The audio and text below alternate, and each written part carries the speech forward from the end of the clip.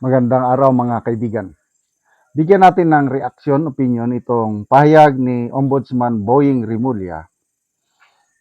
Bakit isinama si Senator Ligarda sa dapat maimbestigahan doon sa alleged ka plunder or ano ba ito, graft and corruption sa 10 billion worth na solar projects. And then, mayroong response kaagad si Senator Loren Legarda, official statement niya tungkol nito. Okay, ipinaliwanag ni Ombudsman Boying Rimulya kung bakit kabilang si Senator Loren Legarda sa planong ihahaing reklamong plunder at graft laban sa kanya at sa anak nitong si Batangas 1st District Representative Leandro Libiste kaugnay sa umano'y 10 billion solar projects. Sabi ng ombudsman, hindi naman makukuha ng 21-year-old ang prangkisa na exclusive kung di tinulungan ng nanay niya na chairman noon ng Finance Committee ng Senado.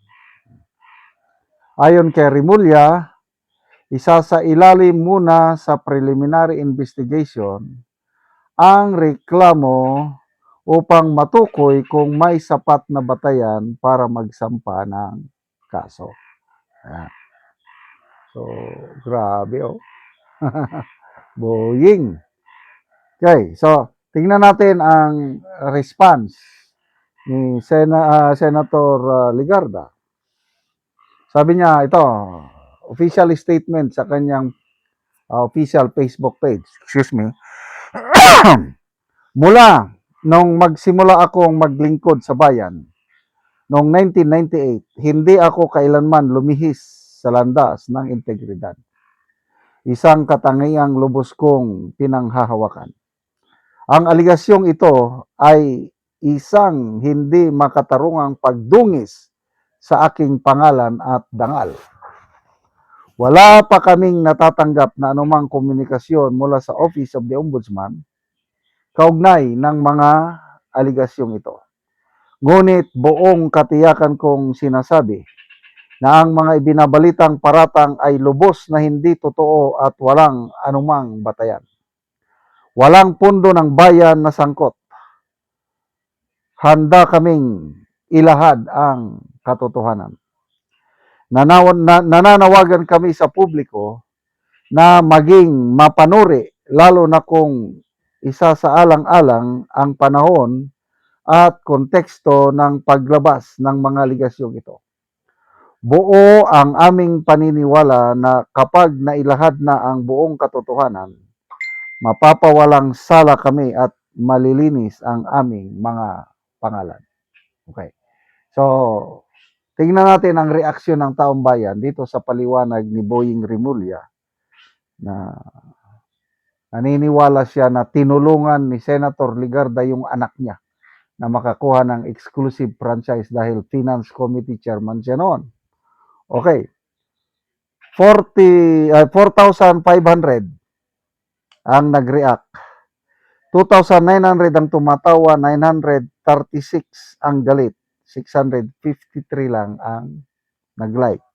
So percentage-wise, nasa halos 90% ang hindi naniniwala dito sa panig ni Ombudsman Boying Rimulya. Mga comments, siyempre sabay-sabit si Master. Wala na rin namang tiwala karamihan sa ombudsman kasi nilagay si Boying dyan para protektahan ang boss among tunay nila. Si Congressman Edgar Erese ang matapang na nagsabi na kaya inappoint si Boying as ombudsman is para maprotektahan niya si Pangulong Marcos Jr. Opinion lang yan ni Congressman Edgar Erese, but marami ang sumasang-ayon. Rudes Recto, sabi, selective justice. JC is Lord, the attack dog. sino yung JC, kung si Attorney Edward Chico pa, JC is Jesus Crispin. Kung tinanggap mo si Jesus Crispin na tagapagligtas, bago ka ng nilalang. So, patutsada niyo ito kay Villanueva at Escudero. Excuse me. Nawong lang daan. Ano no way? Dapat gamit ang robot ni BBM. Wait for the reckoning. Kung may ICC, may IBR. Anong ibig sabihin ng IBR? Impaktong BR. Impactang Claire Castro. Ito namang isa, IBR. Impaktong BR. O, bahala na kayo. IBR. Wilfred Santos, galawang ombudsman ng Malacanang. Bongbong, sabi niya, numbers game, kailangan ng 16. Kung si Joel nga nadali pa nila, hahamakin ang lahat, makuon lang niya ang numbers. So, speaking of these numbers, baka, ito, ano lang ito, opinion lang ito. Dahil 13 lang yung majority, kailangan nila ng additional 3. So, ito ngayon, tinitira si Alan Peter Cayetano, and then Legarda. Baka sakali lang. Eh kung takot makulong, eh mag-ala Villanueva at Escudero sila. So 13 plus 2, 15 na. O di isa na lang kulang. Eh kung maipababa nila yung threshold, magawing 15 ang conviction, eh ito na. Mission accomplished. But, again, sa tingin ko, yung 13 majority senators, hindi lahat yan boboto ng conviction. So, good luck.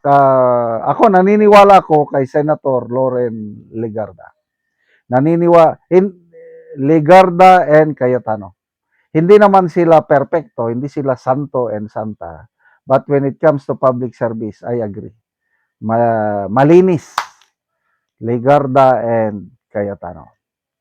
Salamat mga kaibigan sa inyong pagsubaybay sa channel na ito. Kakatulong kayo ng malaki sa tribong Talandig ng Bukidnon dahil ang sweldo natin sa channel na ito is pantulong sa tribo.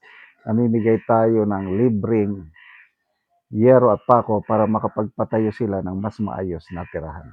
Panoorin nyo ang video na ito. Karon mo na ni kadako sa buslot sa atop sa natabangan na mo og yero.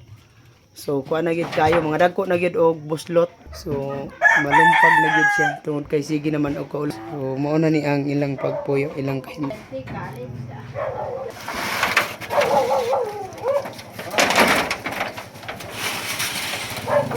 Eh, tingnan mo ini tempura na. Panangal niya kung gusto sa ginala na inunod sa abo. Ay, dali ka mo. Ay, tumawag. Og mao na ni ang among gihatag nga yero. So makatop na gid sila ang ante. Nay, tumatag na sin. Kami karakter sa mong balay.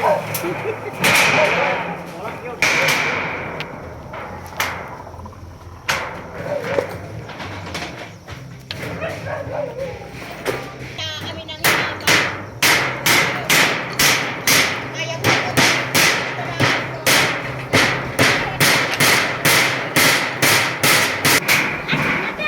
Wala yan.